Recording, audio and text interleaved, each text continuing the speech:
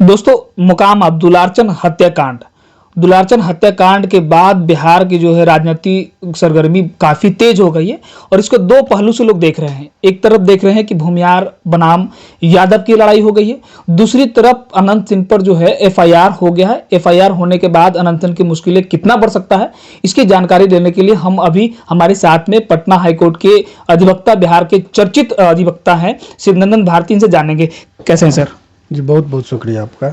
देखिए, ये जो केस हुआ है, सबसे पहले केस पर बता दें कि सामान्यतः जो केस होता है, जिनके घर में भी हत्याएं होती है, सडन मर्डर होता है, मौत होती है, तो परिवार बहुत ही भावुक स्थिति में होता है। उस टाइम में लोग चूक क्या कर बैठते हैं कि एफआईआर का जो लिखाने का जो तरीका होता है वो बेहोशी और बदहवासी में लिखाते हैं, जिससे अपराधी को बचने में थोड़ा सहायता होता है या एक्चुअल बात नहीं आती है। इस केस में जो एफआईआर हुआ है, तो एफआईआर में एक चीज़ है कि दुलारचंद का जो पोता है, उन्होंने जो दुलारचंद जी जो मर गए हैं, उनका पोता बड़ा संयमी तरीके से होशो हवास में एफआईआर लिखा है, जो इस एफआईआर को हमने पढ़ा है। अब देखिए, बेल के टाइम में दो तीन चीज़, अभी फिलहाल एफआईआर हो जाने के बाद ये बात सत्य है कि अभी अनंत सिंह जी के लिए मुश्किल बढ़ गया है। अब दो तीन चीज़ें हैं जिस एंगल से वो देखना होता है। पहला तो ये होता है कि एफआईआर हो जाने के बाद जब बेल के लिए जब आवेदन होता है, तो बेल के टाइम में जज साहब को दो तीन चीज़ देखना होता है। पहला चीज़ ये देखते हैं कि एफआईआर का नेचर क्या है, जो अपराध का श्रेणी है वो अपराध गंभीर नेचर का है या साधारण नेचर का है। अभी जब कभी भी बेल देने के लिए जब जज साहब के पास आवेदन हम लोग करते हैं, तो जज साहब को बेल के टाइम में दो तीन सिद्धांत है जुरिस्प्रूडेंस का, उनका ध्यान रखा। पहली बात ये होती है कि एफआईआर गंभीर नेचर का अपराध का इल्ज़ाम है या साधारण प्रवृत्ति का है। गंभीर नेचर का जैसे मर्डर हो गया, रेप हो गया, डकैती हो गया, चोरी हो गया, इस सब में गंभीर नेचर का कॉग्निटिव ऑफेंस हम लोग कहते हैं, जिसमें सज़ा की अवधि 7 वर्ष से अधिक है, तो उस सब में थोड़ा सा सख्त माना गया है। तो ऐसे ये देखना होता है कि साधारण है प्रकृति का या गंभीर नेचर का है। तो पहला जब देखिएगा तो ये जो है मर्डर के श्रेणी में, मर्डर जो है सो गंभीर नेचर के अपराध में धाराओं में सर 103 बीएनएस, जिसको 302 था पहले मर्डर का, अब उसको नया में बीएनएस में आ गया है 103, तो 103 धारा लगा है इसमें, यानी मर्डर का चार्ज है। मेजर सेक्शन वही है, आर्म्स एक्ट है, चूंकि गोली बंदूक से मारने की बातें हैं, तो वो सब चीज़ें हैं। अब एक तो बात ये हो गई। दूसरी बात ये देखा जाता है कि जिस अब व्यक्ति पर केस हुआ है, उनका बेल के टाइम में ये देखा जाता है कि निर्दोष व्यक्ति है या हैबिचुअल क्रिमिनल से है। इसके लिए क्रिमिनल हिस्ट्री पैराग्राफ 3 में पिटीशन में हम लोग लिखते हैं कि इनका क्रिमिनल हिस्ट्री है कि नहीं। क्रिमिनल हिस्ट्री का मतलब ये नहीं कि कितने केस में सजा हुआ, ये सब नहीं, केस कितना है, एफआईआर कितना है, उसी को हम लोग क्रिमिनल हिस्ट्री कहते हैं। तो इनके ऊपर मोटा मोटी 28 मुकदमों का इससे पहले इनके ऊपर रहा है अनंत सिंह जी पे। तो वो एक फैक्टर हो सकता है इनके बेल के टाइम में कि भाई क्रिमिनल केस बहुत है, तो ये चीज।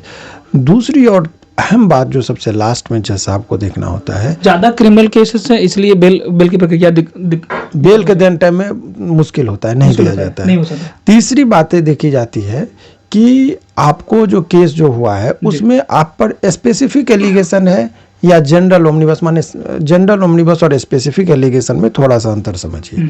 जैसे अभी कोई आदमी कहता है कि 3 आदमी ए, बी और सी आए और ए नाम का व्यक्ति अपने हाथ में पिस्टल से सटा कर गोली मारा, जिससे डी की मृत्यु हो गई। तो इसमें ए, बी, सी और 3 लोग हैं अभी, लेकिन गोली मारने का इल्जाम ए पर है, तो ए पर हम लोग कहेंगे कि स्पेसिफिक एलिगेशन है, तो उसका बेल लेना टफ होता है, क्योंकि मरा भी। अब गोली लगा है, चूंकि उनके दुलारचंद जी के पोता जी के जो द्वारा केस किया गया है, उन्होंने सिंपल कहा है कि अब फलना व्यक्ति मैंने आए, 3 लोगों का नाम बोलते हैं कि गाड़ी से घींचे, जिसमें अनंत सिंह अपने कमर से पिस्टल निकाल के गोली चलाई, जो गोली पांव में लगा। अब पोस्टमार्टम रिपोर्ट में ये बात आ गया कि गोली लगी हुई थी, तो ये टैली कर गया, इंजरी रिपोर्ट भी सपोर्ट कर गया कि गोली लगी थी और गोली मारने का इल्जाम किस पर है, अनंत सिंह जी पर। तो ऐसे में इसको कहते हैं स्पेसिफिक एलिगेशन।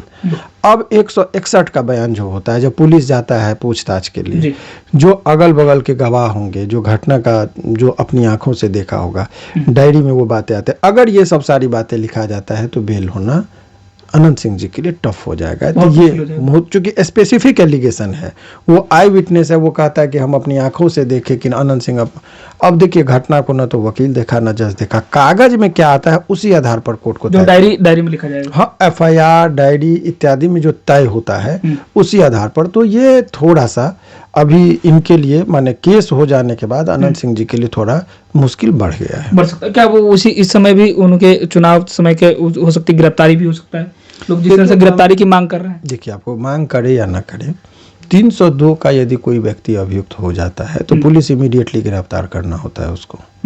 तो इसमें पुलिस चाह के भी ये नहीं कर सकता। अगर पुलिस डिले करती है तो ये पुलिस के लिए भी, सरकार की भी बदनामी होती है। एक बात, दूसरी और अहम बात जो आपका ही सवाल था कि अभी आप छठ के टाइम में हम लोग भी आ रहे थे, रास्ते में चप्पे चप्पे पर पुलिस, चाहे बच्चा हो, बुजुर्ग हो, महिला हो, उस गाड़ी को भी माने आपको एक जगह नहीं, अगर आप दरभंगा मधुबनी से पटना आ रहे हैं तो आपको कम से कम 10 जगह आपको चेक किया जा रहा है।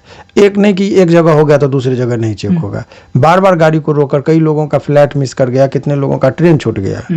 अभी तो विडम्बना ये है कि बस से लोग चलते हैं मधुबनी से और मुजफ्फरपुर आते आते बस को सीज कर लिया जाता है, वहां से लोग ऑटो बुक करा के कितने लोगों का गाड़ी छूटा। तो खैर वो एक अलग इशू है, लेकिन एक मुख्य उद्देश्य है कि उन लोगों को जब चेक कर रहे तो आखिर जब इतने सख्त चेकिंग था तो आम जनता टॉर्चरिंग फील करता है कि आप आम जनता परिवार है, बच्चा है, उसको आप 10-10 जगह चेक करते हैं। तो अपराधी वहां पर बंदूक लेके कैसे चला गया, गोली लगने की बात है, फायरिंग हुआ, तो आखिर उस काफिले में चाहे दोनों तरफ से हुआ, चाहे दुलार चंद जी की तरफ से फायरिंग हुआ हो कि अनंत सिंह, ये जांच का विषय है, लेकिन बंदूक कैसे गया ये प्रशासनिक चूक है। तो ऐसे परिस्थिति में इलेक्शन कमीशन को जवाब देना होगा, क्योंकि सरकार के पास बहुत शक्तियां नहीं रहती है इस सिचुएशन में। ये तमाम तरह का चीज जो होता है वो इलेक्शन कमीशन के पास ये चला जाता है शक्ति, इस प्रशासनिक तौर पर। तो ये एक कटघरे में खड़ा है, सरकार की भी किरकिरी हो रही। उसी दिन आरा में 2 मर्डर हो गया, पिता और पुत्र का। एक जो पुलिस थे उनका गला रेत कर रहे थे, SI का हत्या, माने दरोगा की हत्या हो गई। तो ये एक चला कि आप, चूंकि इनका आधार यही था कि हम सुशासन की बात कर रहे हैं, जंगल राज की बात है जो कि हत्या वगैरह, तो ये एक सरकार का वोट बैंक खिसकने की बातें हैं।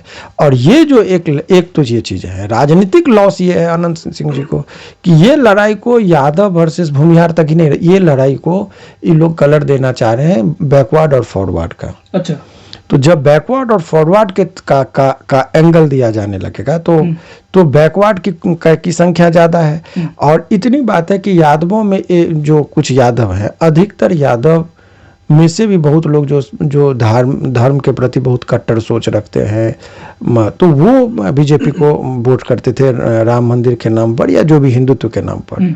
लेकिन जब आपको जाति का और परिवार का बात आता है तो देखा कि भाई यादवों की हत्या हो रही है, तो यादव का सेंटिमेंट जाग गया है। तो बहुत सारे जो कम से कम 20% यादव, इतना जान लीजिए कि 20% यादव कम से कम बीजेपी को वोट करते हैं धर्म के आधार पर। वो लोग सभी लोग यूनाइट हो गए हैं। फिर ये दुलारचंद हत्याकांड के दुलारचंद हत्या पूरी बिहार की राजनीति जो लोगों के बीच में यादवों का सेंटिमेंट जो है सो वो थोड़ा सा जगह कि नहीं, ये भाई यादवों को चुन चुन के मारा जा रहा है, इसको राजनीतिकरण दिया गया।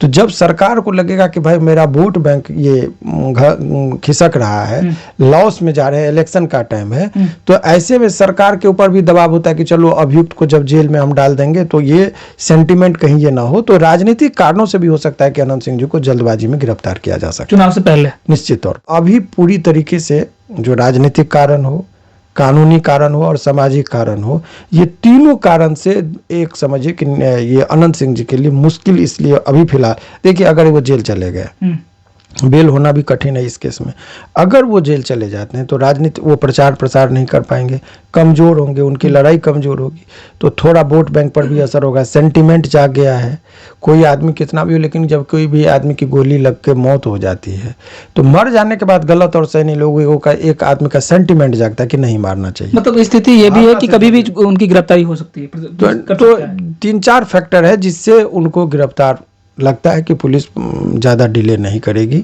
इसमें गिरफ्तारी हो सकती सर है।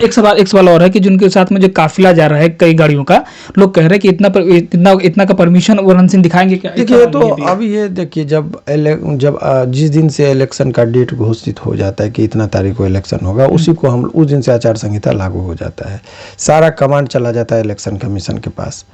अब किसी व्यक्ति का इलेक्शन के दौरान आपका बहुत सारा चीज़ें जो है, क्या करना है नहीं करना है, आपका आचरण कैसा होना चाहिए, आपका व्यवहार क्या होना चाहिए, उस सब चीज़ को यदि कोई उल्लंघन करता है तो आदर्श आचार संहिता का उल्लंघन करने के आरोप में उस पर इलेक्शन कमीशन के द्वारा केस किया जाता है प्रशासन तौर पर।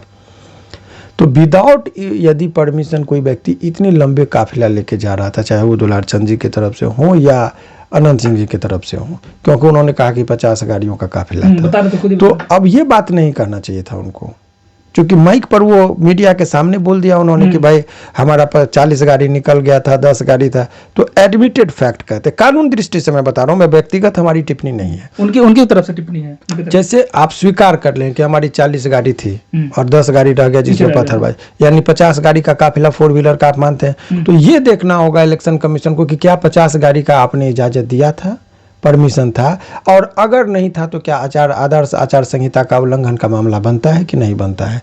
तो ये भी एक संकट अनंत सिंह जी के लिए हो सकता है, क्योंकि क्या बात माइक पर बोलना है नहीं बोलना है एज ए पॉलिटिशियन, इसका भी ध्यान रखा जाता है कि कानूनी तौर पर आप फंस तो नहीं रहे। तो इसमें भी मुझे लगता है यहाँ भी चूक हुई है, और इस चूक का भी खामियाजा ये होता है कि आपको आचार संहिता का उल्लंघन का भी एक केस का खतरा का बादल मंडरा रहा है। चलिए, तो जो आपके सवाल थे दुलारचंद हत्याकांड के बाद अनंत सिंह पर जो एफआईआर हुई, और अनंत सिंह के कुछ भतीजे जो हैं उनके सहयोगी जो उन पर भी एफआईआर हुई, लेकिन अनंत सिंह पर जो एफआईआर हुई है ये कहीं ना कहीं अभी जो हमने बात किया कि पटना हाई कोर्ट के वकील हैं सिद्धांत भारती, इन्होंने कहा कि अभी जो समय है वो अनंत सिंह के लिए बड़ी मुश्किलें खड़ा कर सकता है, वो उनकी गिरफ्तारी कभी भी हो सकता है। अब ये समझिए कि जो उनके साथ में जो काफिला चल रहा है 40-50 गाड़ियों का, एक रिपोर्ट ये भी देना होगा चुनाव आयोग को अनंत सिंह को कि ये गाड़ी का परमिशन है या नहीं है। फिर उसके बाद सवाल ये भी है कि वहां की जनता ये कह रही कि जब चुनाव आयोग की तरफ से ये चीजें सब कुछ जारी किया जाता है कि जो लाइसेंसी गन उसको जब्त किया जाता है, उसके बाद उनको सरकारी सुरक्षा दी जाती है, तो फिर इतने बड़े गन के साथ में इतने मतलब समझिए कि राइफल के साथ में जाने का क्या बनता है, लोग वहां कह रहे हैं। लेकिन उसके बाद आपने सुना कि सिद्धांत भारती ने कहा कि पूरी प्रक्रिया पर कि कभी भी अनंत सिंह की गिरफ्तारी इस चुनावी दौर के समय हो सकता है। बाकी इस वीडियो के माध्यम से आपकी क्या राय है, अपनी राय हमारे साथ साझा जरूर करिएगा।